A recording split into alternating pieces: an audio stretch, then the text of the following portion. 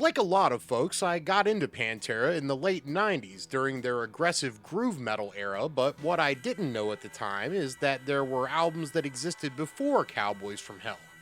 Four of them to be exact, and they didn't exactly sound like the mid 90s Pantera everyone eventually grew to love. What I came to find out later, as you might have as well, is that Pantera has a secret glam metal past that they tried their best to hide in the 90s. Are these albums any good? I remember downloading one of the old Pantera songs from Napster in the year 2000 and laughing out loud at how different it sounded. Obviously, since then, lots of time has passed, and I thought it would be cool to check out these albums, as I have never fully explored them. I wondered, upon beginning this journey, if there were any traces of the 90s Pantera on the oldest material they had recorded. Well, I am here to tell you that at least on their debut album Metal Magic, no. No way. The Abbotts and Rex were just kids, with the youngest being Diamond Daryl at only 16, who was still in high school. And if we're talking Metal Magic, I gotta talk aesthetics, and wow, look at this specimen of a cover. I, with zero facetiousness whatsoever, can say that Metal Magic by Pantera is the best and most awesome album cover of a metal band in 1983, but possibly of all time.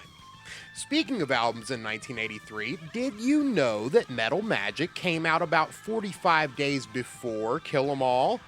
Granted, Pantera's Metal Magic album was self-funded by the Abbotts and came out under the Metal Magic record label, one created and funded by Jerry Abbott, otherwise known as Eldon, their producer throughout the 80s.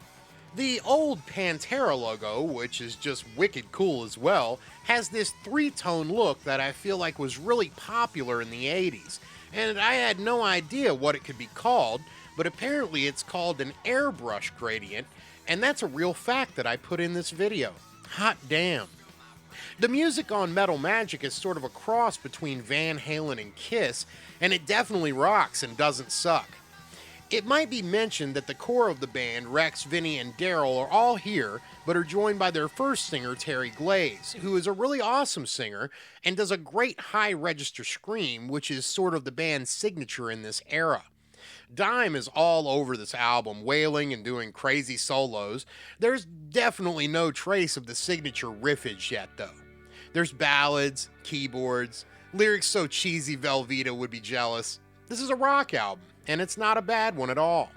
The band followed up the album with Projects in the Jungle, another Abbott self-released album on Metal Magic, and was released on July 27, 1984, the same day as Metallica's Ride the Lightning.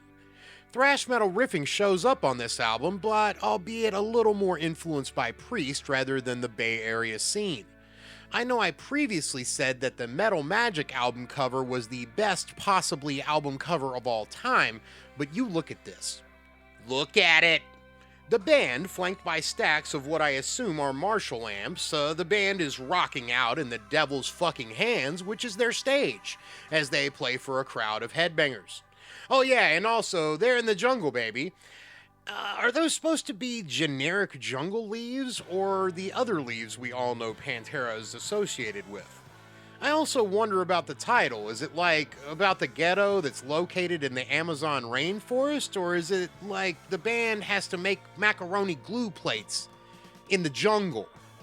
Either way, this one's better than Metal Magic. The songs are fun and definitely rock. You'd have a hard time not rocking out when the backwards snare swell things hit in the song Heavy Metal Rules, and the song Taking My Life is actually a great 80s song in general, and definitely would sound right at home on the soundtrack to Streets of Fire. And Dime's solo in this song is memorable and starting to hit some of those familiar phrasings we all know. The band was pumping out material at this point, and on July 12, 1985, they self-released once again via Metal Magic, the third album, and the last to feature Terry Glaze, I Am the Night. And this is, in my opinion, where the band starts to become kinda badasses at this sort of Dokken/Def Leppard/Judas Priest style. There's also plenty of thrash riffs as well, and double bass drums, The song Valhalla is a real ripper, and in the beginning of the song, I can hear the riffs from Cowboys coming together. How they ever announced the song Come On Eyes with a straight face, I will never know. I'll just put the chorus lyrics here.